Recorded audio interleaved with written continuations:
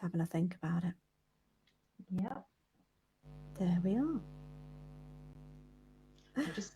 I've just got my phone here, and I'll just check that we're actually live in the group. Yes, I can see us live. Perfect. Hello, everybody. If you're just joining, we'll give you a minute to come in and just settle down.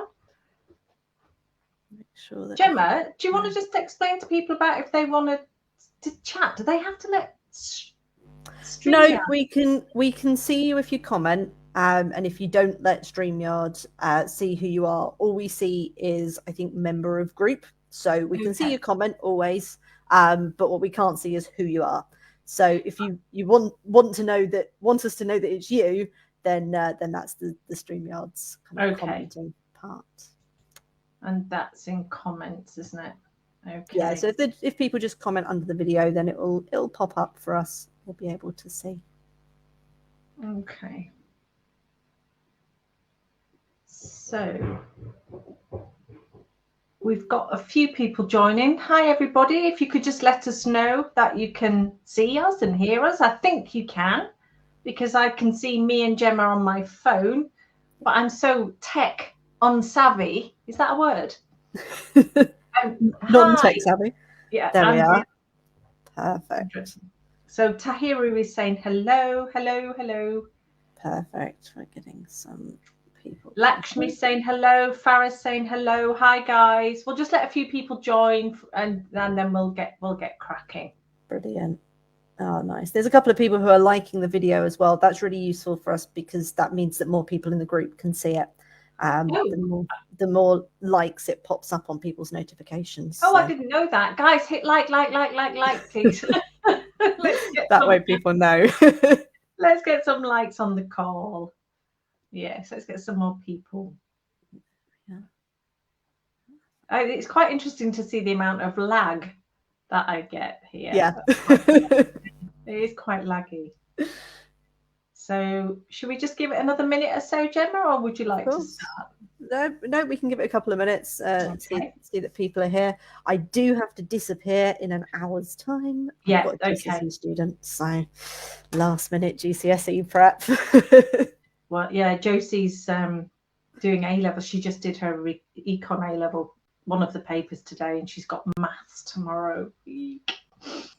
Okay, so, well, we've got about 20 people on the call so far, so maybe we should think about starting, Jemma, just because you've got a very firm stop today. Yeah. So guys, thank you very much for joining live here. I would like to introduce my friend Jemma. Jemma is the founder of the Education Hotel, and she has traveled all over the world tutoring people, and now she has her own tutoring company, agency. I'm not quite sure how to describe it. So I'd like to hand over to Jemma, and Jemma will explain what we're going to talk about today. Thanks, Jemma. Take it away. Thanks, Sheena. So hello, everyone who's joining us live. If you're joining us on replay, just let us know, because if you're watching this, let us know with a little hashtag replay. That way I can always keep an eye on who's watching. As Sheena said, I am a tutor myself, and I also run a tuition agency. I took the 11 plus myself many, many years ago, and I went to Chelmsford County High School, grammar school for girls, and now I tutor for the 11 plus, and mainly for kind of super selective schools. So we thought it would be useful. A couple of weeks ago, we did a talk about year 4 and what to look at in year 4, and that is live on the group. And we've also got we're now doing this group this live to make sure that that those people who are in year 5 can also hopefully get some knowledge and look at the next 3 months in terms of preparing for the 11 plus. All right. I can see that someone in the comments has said that they can't hear us. I'm not sure if that's... So Nadia, can you still not hear us? Because I can see your name on my phone. I can't see it in the feed. But Nadia, can you hear us now? Because I think everybody else can hear us, and I can hear Jemma fine. So everybody else can't. Let us know. Yeah. So Nadia, it could be a setting on on your speakers, because sometimes when you go with StreamYard, you might have to just let StreamYard know that it can, I don't know, interact with you. So hopefully you can hear us now. Okay. All right. So I've put down some little schedule headings, just in terms of things that people typically ask me when it comes to year 5. And Sheena, you've been through the 11 plus several times, and so your kind of dual experiences will also hopefully be able to feed in, and hopefully people will start to gain two sides of the coin. So a lot of people ask me, we've got 3 months, we've got summer coming up. Do we schedule or do we go ad hoc? Obviously, we're still in school at the moment, but in terms of ramping from school into the summer period, what did you do? So I'm not somebody who plans on planners. It's not me, because if I do that, it tends to go out the window. But I am somebody who's quite relentless in that I will do things daily and on a regular basis. And one of the things that really helped me, I'm quite a tidy person, but my family are messy, and I've had to learn to live with that. We used to do all our 11 plus work at the kitchen table. And one of the things that really helped me was I never cleared the books away, Gemma. Okay. Like a visual reminder. We left them there permanently. Well, we did that because if we put them away, it seemed like a big thing to get them out and to get them settled. Whereas I like to do regular, short, bite-sized pieces. And I think you advocate that as well, Gemma. Like all our non-verbal reasoning, because we did CEM, all our non-verbal reasoning, we did 10-minute tests at breakfast every day without fail. And that was pretty much all we did until we started to do practice tests at home. And then we became a bit more intense. And the way we did it was we'd do non-verbal reasoning every day. Yep. Then I'd focus on vocabulary every day as well. But then we'd split and do a bigger focus on maths one day, and then a bigger focus on English per se. And to me, the English part was much more the comprehension part, because that's where they struggled. But short bite-sized pieces, I didn't plan things out on the wall or anything like that, because it just didn't work for me. And what I did do though with the kids, we did have like a reward chart, which bordered on bribery, but whatever works. Exactly. You're at the point where you've got 3 months left. It is kind of a last minute push. And I get a lot of people who come to me and say, my child's been very much for the 11 plus, and now they just turn their back on it, or they really don't want to do it. And I say to them that, as much as you've prepared to get here, they're not invested in the process anymore. What's happened is they're fed up of it. And Gemma, with Josie, because poor Josie was my first, and she's like my crash test dummy.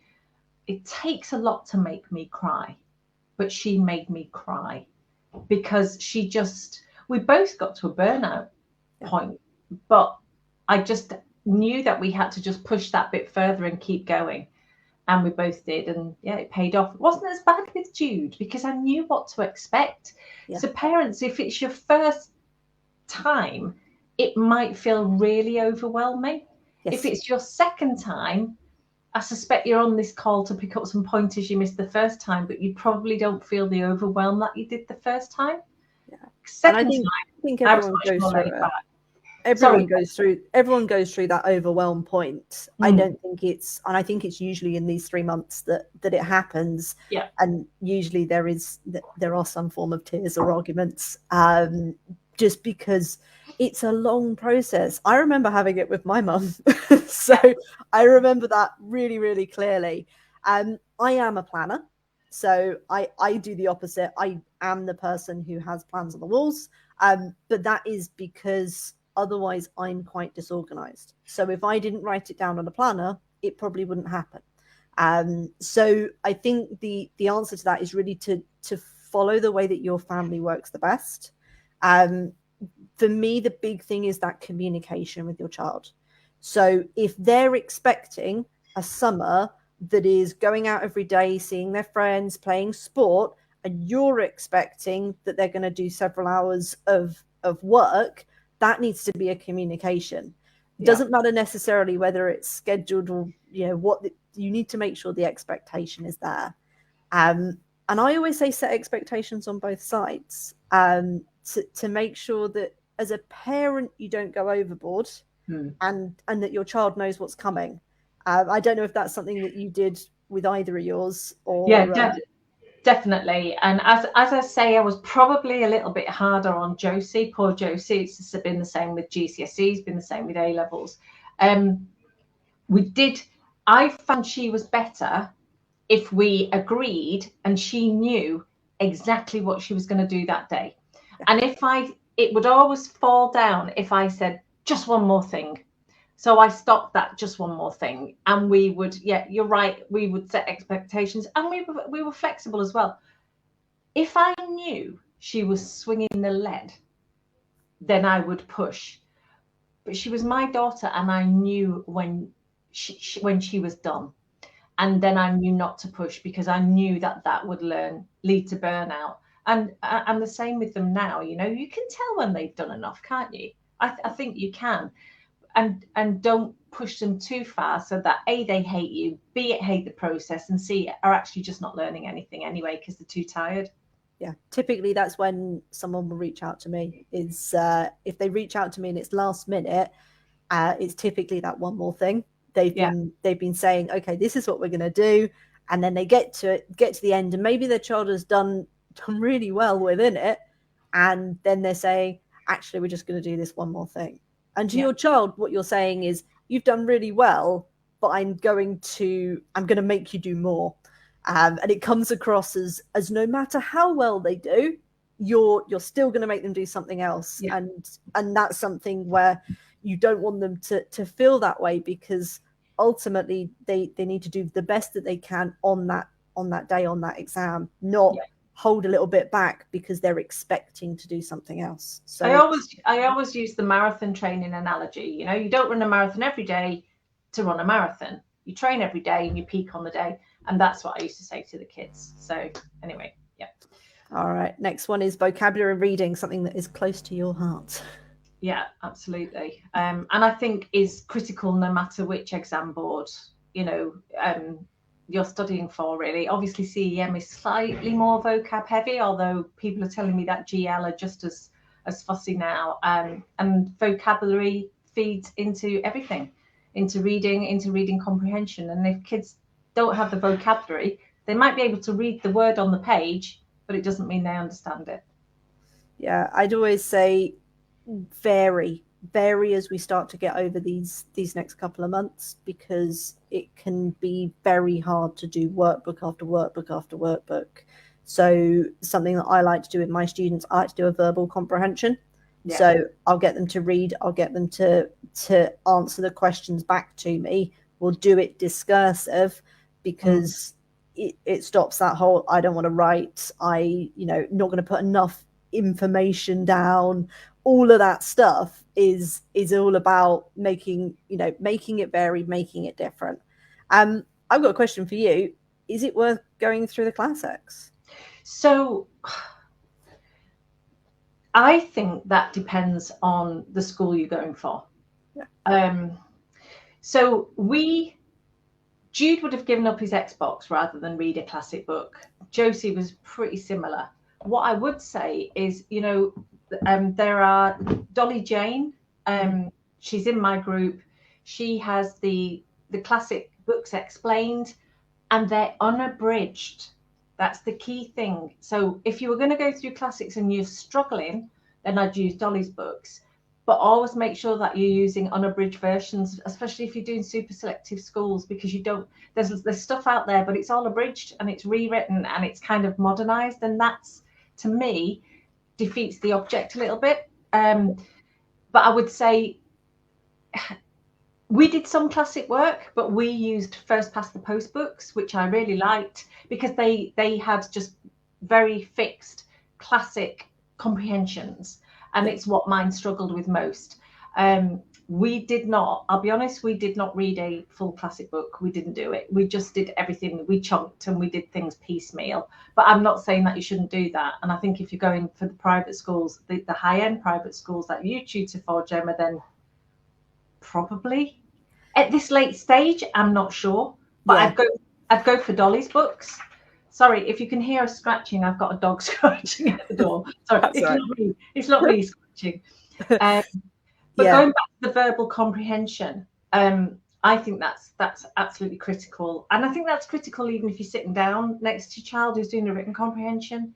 And the free sessions that I've been running, Gemma, they're all verbal comprehension, and it is just a nice change, like you say. You know, and I know a later slide you've got stuff about walking, which we'll cover. But the classics depends on the school. If you're going for St Paul's, yeah. If you're going for Kent 11 plus, maybe not so much, but I'd still do classic comprehensions. I think the short chunks, you know, you tend to always get the same chunks come up for the short end comprehensions, like typically within papers and past paper practices. In terms of going through the classics, I'm a fan of audio booking it and reading along at the same time, because very often a student, I've been working with a student last week, and we read out a passage. And he said, I've heard that word, but I never knew it looked like that. And what we're doing is we're helping with the vocab. So I can't remember what the word was, but I think abode or something. And he'd heard it, he knew what it meant, but he just hadn't seen it. And being able to hear the word and link it with something that you're seeing, that is a way that I like to sometimes work. Well, since I've been running these free sessions with the kids read. And one thing that I've found really helps them as well is a lot of the time they're mispronouncing the words, which is fair enough because they're really tricky words. So we talk about the pronunciation, and then in getting them to say it a few times, that helps it stick in their brain as well. So parents, when they're reading quietly on their own, I remember doing it. I remember saying epitome for epitome, and hyperbole for hyperbole, and melancholy for melancholy when I was a kid. So these kids are mispronouncing things in their head, which is fine, but not if they're doing 11 plus tests where they need to be able to understand these words. Okay, so that's why reading aloud, and I mean, I'm a massive audiobook fan, but reading aloud with them with comprehension is really good. And again, it's not just reading. You know, I've said this many times. A lot of parents get all sort of proud about their kid being a free reader, and so they should. But just because mine could read anything, but they didn't understand what they were reading. Yeah. You know? I know that for some parents, if your first language isn't English, it might be that audiobooks are the right way forwards. Also, with those kind of mispronunciations, interestingly, in terms of spelling, I like to mispronounce occasionally, because melancholy really helps me with the spelling. Whereas it wouldn't with picking up in a vocab, in a kind of VR situation. Different ways. I just did an hour presentation for my YouTube channel, Gemma, and on there I tell the parents how I did a thing with mine when they were much younger called funny phonetics. I used to make it up, and I used to say to them, look, you won't be able to remember that word, so say it like this. And like night with the K was Kurt Niger Hurter, and yacht was yacht. And I still have to sort of say rive, because I always want to put an extra Y in rhythm. So that's all good, and it's all fine to do those things. And yeah, you're right. You know, a mispronunciation can help you remember things. I know that both you and I do 5 a day in terms of the way that we use it, and I think fairly similarly. If you want to just explain what you did with your kids. So with my kids, we used to take 5 tricky words a day, and remember we were CEM, so you know, and where we are in Berkshire, 50% of the marks was verbal skills. CEM doesn't have verbal reasoning. That's another story. They have verbal skills, and so we used to write down 5 words a day, And I would take those 5 words on a piece of paper everywhere, dog walk, car, and we would bring them into our sentences over and over again. Obviously, it was me doing it, but the kids got into it. I mean, there was a lot of eye rolling, but even my husband got involved in the end. And the more that you can bring those words in, the more it sticks. It just becomes absolute commonplace if you use it over and over again. I think there's a place for flashcards. I think there's a place for everything, every resource. If it's a good resource, is the place. But there's no replacement for actually speaking it in context within your family. And I know if English is your second language, that's a bit tricky. Just keep the sentences simple, but just use them. And upgrade your vocabulary. That's what we used to do. So instead of using late, use tardy. Instead of using the word fat, use stocky, or plump, or obese even. Instead of thin, use lean, lithe, nimble instead of agile. Those sorts of things. That I like to do in cues. We come up with a sentence and we consistently make it more and more complex. So for lots of my students, sometimes as Sheena said at the start, I travel out to my students. So we go everywhere together. So in the car, we're in queues, we're everywhere. And one of the games that we play is upgrade the sentence. So you start with something really simple, the cat sat on the mat, and then you upgrade the feline sat on the mat. Yeah. The feline squatted on the mat. Yeah. So perched on the mat. Harder and harder yes, with your vocab. Absolutely, yeah. Right. Next is comprehension and creative writing. Again, variety over the next 3 months, because they've done loads of workbooks, and often they're sitting quite a lot of practice papers, or they're looking at different kind of workbook based stuff. So for me, that kind of the kind of point where you can take a walk, pick some stuff up, and then discuss what you've done, or discuss my favorite thing often to do is to go outside in a walk with a student, pick up a load of objects, and then make a story out of it. And that kind of variety in the day, even if you're doing a few hours of work in a summer in a day, it can be interesting. It doesn't have to be sitting in front of a book. It can be taking a walk, coming back, writing a story about the things that you've seen or the things that you've found. So yeah, variety. I've got a new name here. I'm Hina. I've managed to block the first. Actually, that's my fault, because I dropped that JPEG in and it's got a white background. So that's my fault, guys, not Gemma's. That's me interfering. I want to say something about creative writing here. Something that I notice in my group a lot, in my Facebook group. Guys, drum it into your kids that the opening paragraph, so the opening sentence and the opening paragraph of what they write is going to make or break their piece. Because you've got to think, the examiner is marking hundreds of pieces, and your child needs to grab the examiner in the first sentence and the first paragraph.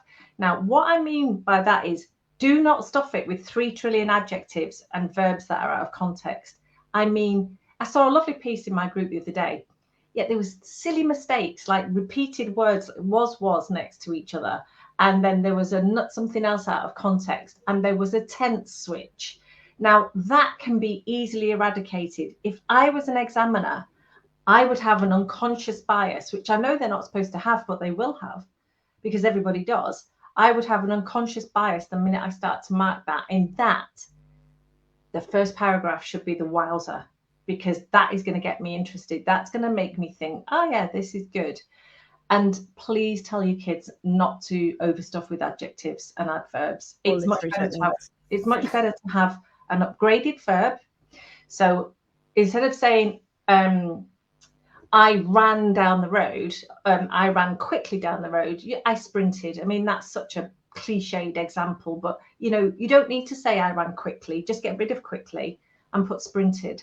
So they shouldn't have a lot of adverbs really in their work, and they only need 1 adjective in a sentence, and less 2.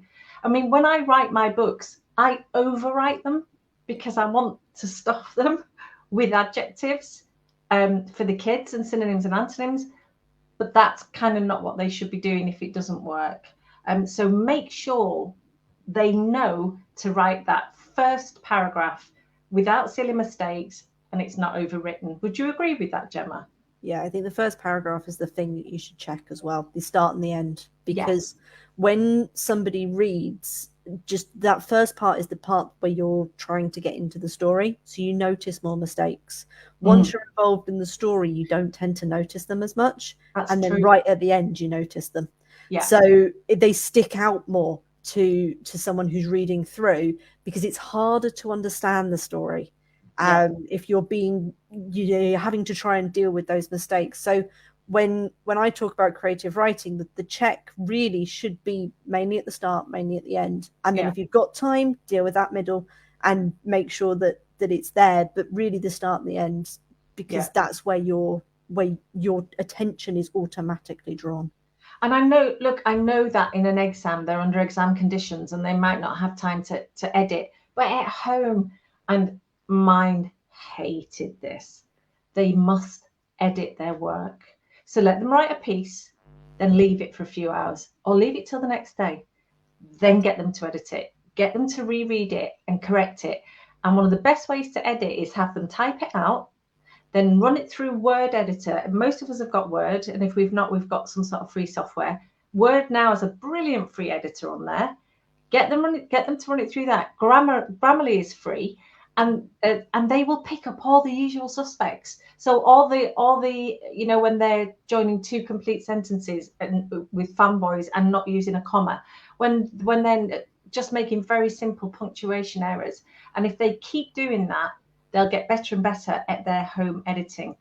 No piece is going to improve without editing, but don't necessarily make them do it straight away. Let them have a break. Let them go back to it, because that's what writers do. I mean, the worst thing you can do is write something, then edit it immediately. You got to let it settle. But have them type it up and have them run it through a free software. It's brilliant, because the more you do it, the more the same errors get picked up by the software. It's like having a teacher. And also, read aloud on Word now is fantastic. That is good.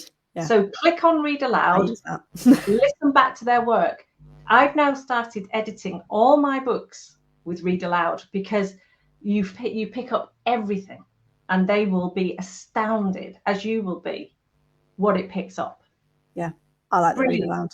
I've been using brilliant it for editing, brilliant for their creative. I mean, it's not going to make their creative writing better, but it'll make their punctuation and their sentences and their syntax and the tense swapping much better. And they will also notice, I know when I because I use readback for Word, I notice things that I could upgrade. So if I've written a sentence that maybe, or a part of the paragraph where it's very list-like, I notice it a lot more, and I can go back and I can edit it. So Farah Jamil makes what I think is a very good point here. I like to make the first sentence rather short to grab the reader's attention, and it builds suspense. And personally, I agree with that. If you open with a long, flowery sentence and a description of the craters on the moon, you might cause an eye roll. Start with some action, with some show don't tell, and get right into it, because you haven't got long. So, and, even some dialogue, because dialogue is, oh, guys, just so you know, if your kids struggle with show don't tell, okay, they can always go a little bit more dialogue heavy in their stories. Not completely dialogue, because that's bad, but if they go a bit more dialogue heavy, that is show don't tell. Okay, because it's action on the page, it's happening in real time. Imagine being on a stage, okay, you're speaking, it is action. So you can always give them a little tip if they struggle with show don't tell. Is creative writing in CEM? Sue, not always, but Medway does. And what it is it's not so much that creative writing appears on the CEM paper. The school will do a CEM paper and then have creative writing on top. Does that make sense? The best of my knowledge, CEM don't set the creative writing. That's just all multiple choice. Yeah. But schools like Medway will have creative writing, and I'm guessing a few private schools, Jemma, that use the CEM. What's it called there? CEM Select. CEM Select. CEM Select. Online. Yeah. the online So version. guys, CEM Select is the software that's used by independent schools for some testing. Okay, and that's all done on computer. But generally, state grammars, I don't know any state grammars that use CEM Select. No, I don't think I do either. No, it's all straight paper. through.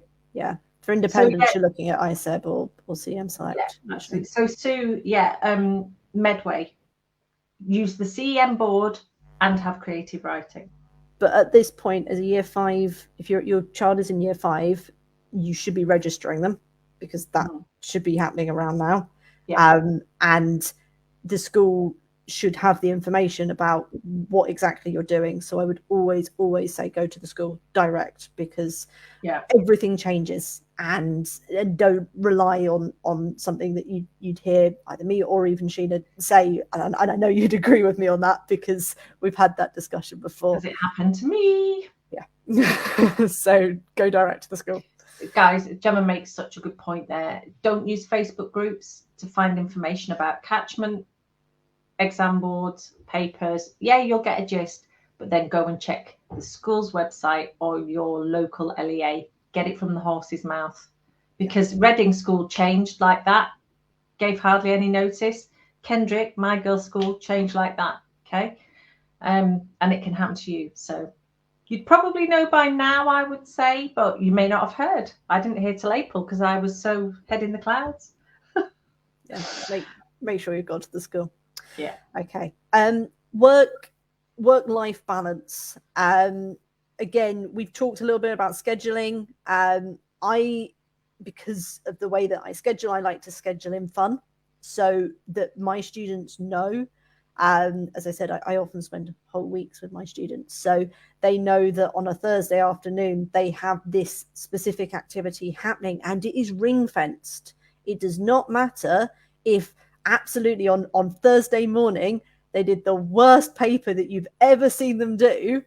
That Thursday is ring fenced, because otherwise what you end up doing is you end up in a massive argument, and you end up kind of losing that relationship, that working relationship that you've built up with your child. If you say to them on Thursday you're going to your friends, and then suddenly Thursday comes along and actually we haven't done enough work, so therefore you're not doing it, make sure that fun is ring fenced, and make sure that they know that, and they know that that you are absolutely asking them to try their best, and you are absolutely aware of when they haven't done their best in the exam and they've done maybe a practice paper or some questions. And I remember very, very clearly my mother set me spellings, and instead of actually doing the spellings, I just wrote the letters going down. I wasn't learning the word at all, and I remember it very clearly. It happens. Students do that, but ring fence are fun, because otherwise you will find that you'll be taking it away for everything, and you'll end up losing that relationship. Anything else on Jemma? There's a couple of questions, a couple of things here I'd just like to address. So Farah, who said she likes, he or she, I think it's a she, I like to make the first sentence rather short to grab the reader's attention, and it builds suspense. Farah, I agree. You've put example, you need to run. In actual fact, Farah, you need to run could be just run, exclamation mark, and would give you more clout than you need to run. Okay, so there's a little tip. And then Sana Amer says, when describing an object or person, it's good to use 3 adjectives. Sana, I think that's too many. Okay.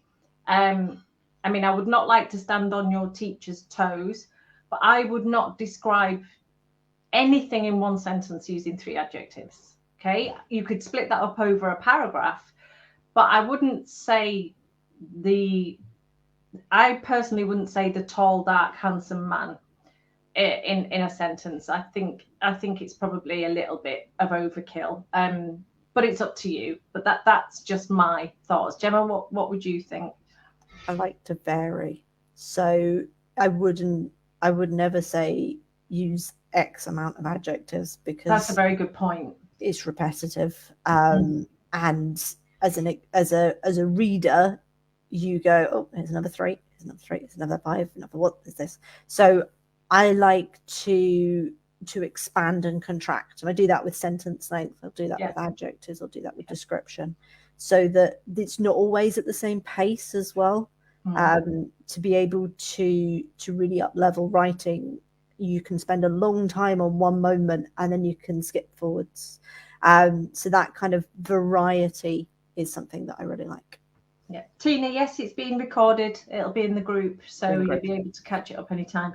But actually, Jemma makes a very good point there. So Sana, if you're writing and you feel you want to and can use 3 adjectives and it's appropriate, then do so. But what I'm trying to say is, don't feel that. So somebody said to you, it's best to use 3. Use your common sense, use variety, and no, it's not always best to use 3. Use what's appropriate for what you're trying to say and for your audience, okay? So think about who's reading, okay? And don't feel the need to do that unless you really want to and it's appropriate. All right. So I'm aware that summer's coming up. I've talked about ring fencing fun. What would you say in terms of summer scheduling? It's a typical one that me. Okay, so I would say, now I'm a fairly tigerish mum, but I'm not a tiger mum who's got like 3 million cubs around her at one time. But we did about 2 hours a day, and for our family that was quite a lot. I know other families do more than that. The one thing that I was very strict on and sure on, and again, this is just my personal experience and opinion, we didn't take a holiday in the summer holidays leading up to both tests. It just didn't feel right for us. I just couldn't bear the thought of taking stuff on holiday with us, and I felt that if we went away for a week even, it was probably we'd lose momentum. But that was just my personal choice. I think during the summer holidays we probably didn't take a full day off. We probably did something every day. But one thing I didn't do, Jemma, and again from a tutoring perspective, I don't know what you think of this, but we did not do full papers every day. We chunked papers, what I call chunked. So I would take a section of it, work out the timing, and she'd do that, and then maybe do 2 or 3 parts of a paper. And it depended on which papers they were as well, because some papers are much more difficult than others. So if I knew that there was we found the bond papers in the cardboard packs to be really tricky, I didn't push those down her throat too much because it would have crushed her confidence. So we chunked, and I always made a note of what they scored, and hopefully the trajectory went, upwards, and then I would show it to them. But don't despair. The CGP books, the maths, the age 10 to 11. Josie, my daughter, never finished that paper 4 in the allocated time. Never. And, she passed and she's doing A-level maths now.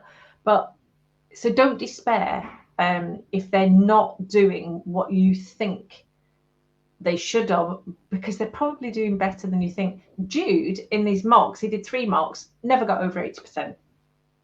Yet he passed for Reading, no waiting list, straight in with a high mark. So, it's don't despair. But yeah, we didn't do loads and loads of full papers. We did full papers, but we didn't do loads. Yeah. For me, I tend to do a paper per week when it comes to summer. But that is, again, I work with usually students going for really super selective schools, often starting fairly late as well. And for me, a lot of the problems when students will come to me is because of timing and exams. So yeah, there is so typically what we'll do, and I've set our summer courses up similarly, our boot camp. We do Monday through to Thursday would be learning, and then Friday for us is exam, so mock exam, and then we have that recap. That's a full-time test, is it, Jemma? Yeah. Yeah, so we do it that way, and that's why I've put it forward for the boot camps that we're running. So literally Monday through to Thursday, math and English over and over again, and then you do that mock exam when it comes to the Friday. So it kind of runs through as a cycle. And I think that sounds great, Gemma, that you're teaching for 4 days and then you're actually testing on the 5th. Because the other thing as well, guys, is if you're asking your child to do a full 2-hour timed paper every day, you're actually diminishing in my view, again, this is only my opinion, I think you're diminishing the importance of sitting a timed exam if you're doing it every day for 2 or 3 weeks beforehand, because you do need to have, I think, something left in the tank for that day. You know, and it's not just so that they actually know, right, I've been practicing, and today is the day that I've really got to push for that little bit extra. And again, that was just my feeling, was that, you know, right, today's the day you dig as deep as you've ever dug and you pull it out of the bag. Whereas if you're doing that every day, kind of. The other thing for me is the going over of the exam, because it needs to be detailed.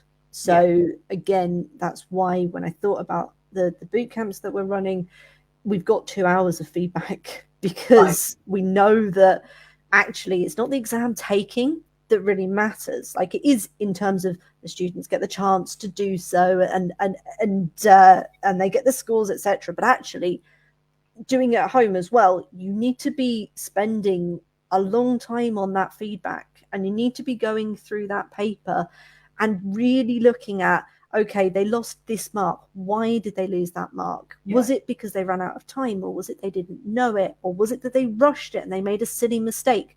Categorize the mistakes. That's one of the things that I like to look at, because if you can categorize it and you can say to your child, you are making X amount of mistakes on just the first page because you're rushing it, then you know exactly where you can pick up those marks. So for us, categorizing the mistakes becomes quite important. That's a very good point. Oh, and the other thing as well, parents, is if you do too much timed work too soon, they'll rush to get it over and done with because they're just sick of it. Because I used to see that if they weren't in the mood, they weren't in the right frame of mind, they just rushed through it to get it over and done with, because they're 9.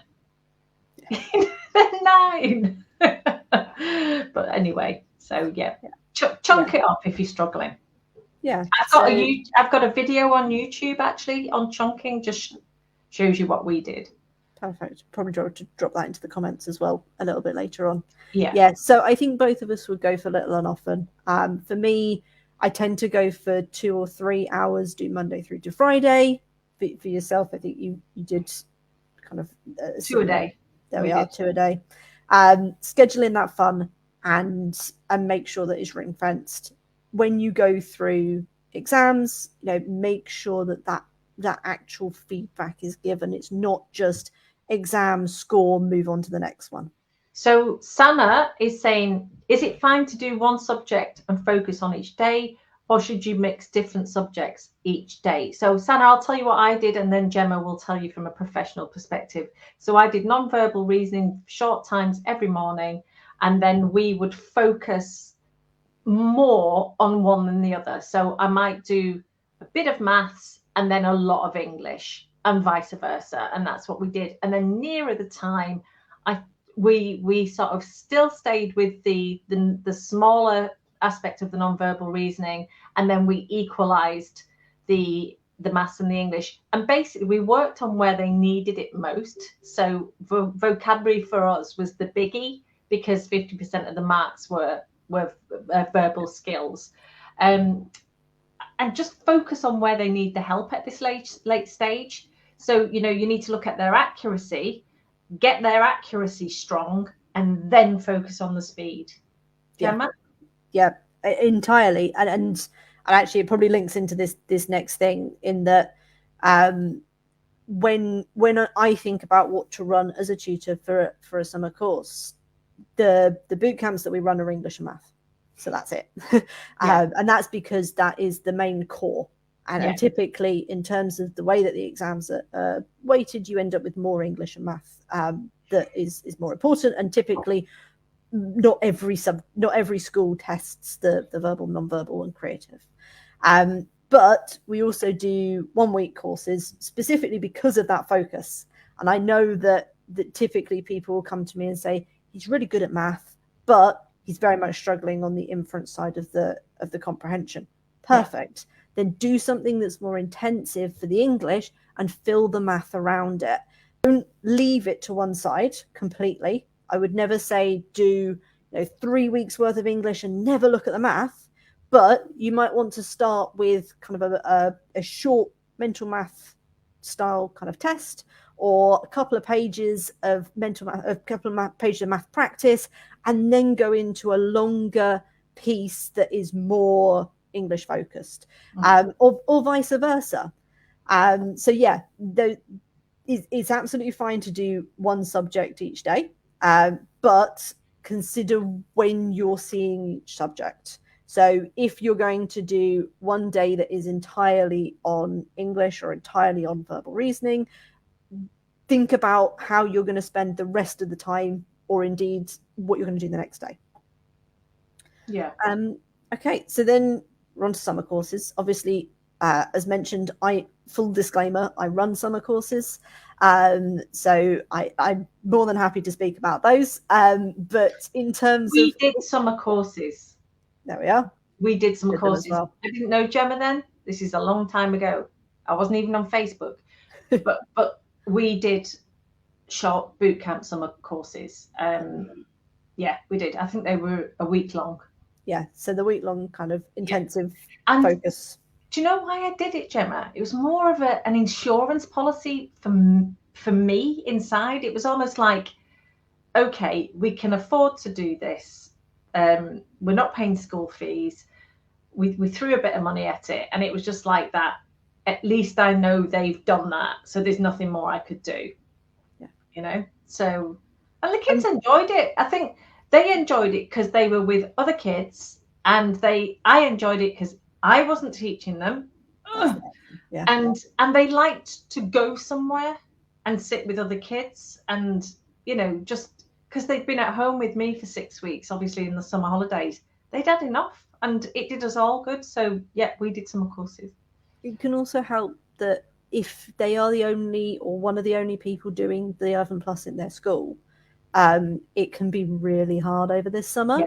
Yeah. Because lots of people are doing lots of activities and you might not be able to attend them all. There might be sports camps that they can't do. So actually doing sometimes a summer course, I did a summer course as a child, and being able to do it alongside other students who are doing 11+, then it's the thing that you do.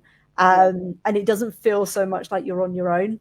I get lots of parents who are teachers who send their children to summer courses that I do, and the reason for it is what you said, Sheena. They don't, a summer holiday is a long time, and it's pressured, especially for a 9-year-old when all their friends are going away and doing this and doing that, and they're going through this, this abject misery of having to do it. So typically it ends up being a bit of stress between parent and child, because you both got the same aim, but you are ultimately you're going to clash on something.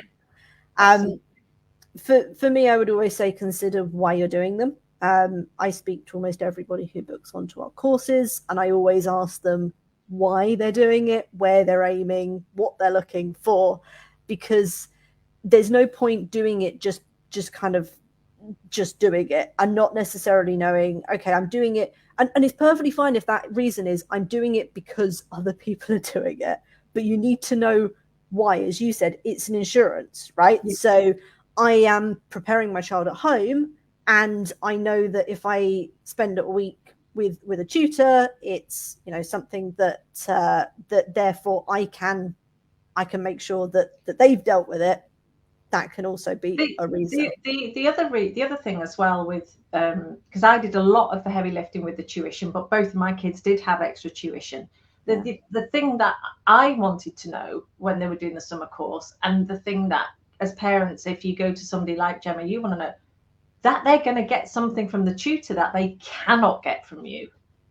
That's what I wanted. You know, I wanted to know they'd had professional tuition that I couldn't deliver. Yeah, a different way of doing questions, or for us, the focus is always on exam technique and making sure that the kind of tricky topics are covered and that there's multiple ways of doing it, because speed is important, but accuracy is important too. But So the other thing as well is, as a parent, you're doing your best and you're doing what you can, but you're not there tutoring every day. You're not picking up the little nuances. You're not picking up the skills that a good tutor or tuition company would have. And I only know this since I've been starting running my little free sessions. You know, I do not purport to being a teacher or a tutor, but I do love doing it. Every single week, I'm getting better at delivering my little sessions to the kids, which are super casual. And I'm also making notes of their gaps, what they need. And so I'm learning. So if you've been tutoring for X amount of years, how much have you learned over those years that a parent hasn't got a Scooby-Doo about? You know, and typically a tutor has a slightly different way of doing something as well, because I know that for example, timetable questions is something that often students get stuck on. You know, the train leaves, it takes this long, it leaves at this time, what time does it arrive? I've got about 3 or 4 ways of working that out, because typically it gets to this point and a student won't know how to do it. Especially if there's time changes involved. So I've got options that I can use, because I know that they would have covered one technique at home, but they might not have covered the others. And if it is just a simple way of showing them, like I've got a ladder method, if I show them the ladder method and it works, then I've just overcome that hurdle. And that hurdle could take weeks for someone at home to do, because they're following a set way of doing it. Also, Jemma, as well, you know, if it hadn't been for my husband, I can't teach maths. I'm absolutely useless. So, you know, parents, you have to look at your own skills. How good are your math skills? How good are your English skills? How good are your nonverbal reasoning skills? And be honest about it. Jemma, Sana is saying, what should you do if you don't feel like doing your work, but it's really important to you? So, Sana, I think we all know the famous Nike ad with the tick. Just do it. I'm afraid you sometimes just have to bite the bullet and you just have to do it. And especially at this late stage. And I don't know if you're a child asking that, Sana, or a mum or a dad, but it comes to the point where you kind of just have to dig deep. It's like, you know, I'm afraid you just have to do it. So, Jemma, what do you think? Reward. Reward. Reward yourself once it's done. And also, how do you eat an elephant? In bite-sized chunks. So if it seems like a massive task to do, split it up. It up and short. And I like to set a timer next to me, because that is then how long I've got to do it. I am one of those people that unless you tell me you have to do it in the next hour, I'm going to procrastinate. I'm sure Sheena knows this, because that's what I do with slides. I'm like, I'm going to play around with this, but it gets done because I know if I set the time, I will do it. So for me, I have a kitchen timer somewhere around here, a literal kitchen egg timer that I set when I have to do work. So I think you should remember, I love Jemma's little phrase there, how do you eat an elephant? In bite-sized pieces. Jemma, a couple of people are asking about my free comprehension courses. Guys, what it is, I'll be very quick. I'm not a teacher, I'm not a tutor, I'm an author. Now, my books are very, very difficult. And what I decided to do was, you know, I thought if I can run a couple of free sessions, they're on Saturdays and Sundays. I run them every week, throughout the holidays even. The only time I don't run them is if I'm not here, and I'm not here next weekend. The only thing I say is we are studying my books. So you're getting my time free in return for you going out and buying one of my books, which is what, £7, but I'm giving you a year's worth of free comprehension. Now, what we do is I have a Telegram group. You have to join that group, and I do that for safeguarding reasons. I'm not going to go into the whys about that now, but that's why I do it. And then every week half an hour before the sessions, I post a link in the group, and then everybody comes onto Zoom. The kids have to have their cameras on, and that's why I don't record it. Saturday at 5 o'clock is year 4, and we study this book, Trap, which is written specifically for year 4. We do verbal comprehension, so the kids read, then we discuss the text. It's all inference work because that's what they need, inference and vocabulary. And then on Sundays we do this book, Tangled Time, and again the kids read, and it's just all inference.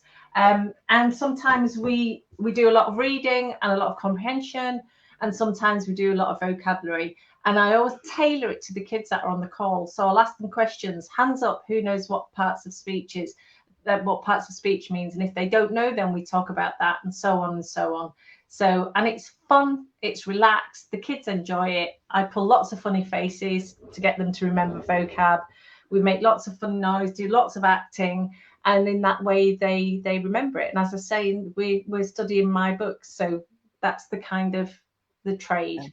So everything's in my Facebook group. Check out the pin posts and you get all the details. So yeah, just pop that slide. I don't want to sort of sound, we did summer courses, and honestly, if you can afford it, I would do a summer course, even if it's just for a week.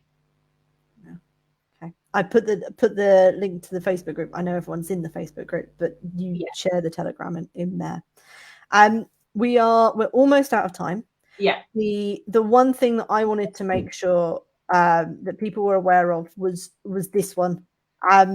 It's so easy coming up to these months to start to compare your child, especially when it comes to marks. And I see a lot of parents who, my child is scoring this, my child is scoring this. Is that a good mark? Ultimately, these 11 plus exams, they work by scoring your child against other children. That is the way it marks. I would always say you do your best. That is what you can do. There is no pass mark as such, because it is a ranked and scored exam, and your child in that exam is compared to every other child sitting that exam. But that does not mean that you, in front of them, compare them to any other child. Yeah. And it's something I'm really, really passionate about, because I have seen the damage that it does in terms of parents comparing their children, even to siblings, even to cousins, even to people who are in the same class. Yeah. Do not compare your child to somebody else, because don't crush their confidence at this late stage. You need to build their confidence. Okay, even if you don't have confidence in them, don't show it to them. Build their confidence, because it's too late now. You've got to really just go, come on, you've got this. And so, if you're, if you were originally planning to take 2 11 plus exams and they're both on the same day, that's not something that your child should be dealing with. That's something that I would always say you deal with, and then you present that to them. Yeah. So don't say to them, oh, well, now we might be able to do this, we might be able to do that. Present it to them. We are doing this. So sort it out first and then come to them and explain it. Yeah. I think with the 11 plus, I'll kind of present things as a fait accompli, but in a fair way. So, because otherwise kids will waver anyway if you don't, if you don't present them with, we're going to do this and we're going to do it this way and this is why. Farah Jamil says, my brother's done 11 plus, he's good at maths. I'm good at other subjects, which means he can help me get to my highest point so I can get into Henrietta Barnett School for Girls. Farah, come and join my free comprehension classes, because we've got lots of other girls trying for HB. You'll need good English. Yeah, very much. All right. Perfect. So I think I've got to terminate there because I've got to head off. But in terms of, if you are looking at summer courses, you are considering them, I'll stick that link that I've got there down in the comments, and anyone can always speak with me. In terms of our summer courses, some of our boot camps are over half sold out. So it is kind of first come, first served with ours. In terms of in Sheena's stuff, you tend to post everything to this group, as far as I know. Yep. Yeah, I do. You've got to always go join there. the Telegram group, though, guys. That's the thing. You'll have to come over to the Telegram group. But yeah, but they're getting full as well. Because I can only take 99 kids even on my paid Zoom. Otherwise, it goes to gazillions of money, and I don't want to charge for them. So There we are. All right. So those are the two places you can reach out to us. I have absolutely loved doing that. I always do, and we could go on for hours. I know we could, because we have before. But I have to go because I have to go and teach. Because Gemma's going off to teach, and I'm going off to eat something because I'm starving. But guys, thank you so much for your time. Thank you for listening. Thank you for staying with us. I can see a lot of you stayed with us. If you missed the start, it'll be recorded. If you've got any questions, put them in the chat, and Gemma and I will get back. And if we don't get back today because Gemma's busy, we'll get back tomorrow. Okay, so we'll answer every question. Keep an eye on the chat. We do. Yeah. All right then. Thanks everybody for joining us, and bye-bye. I'm like the Queen.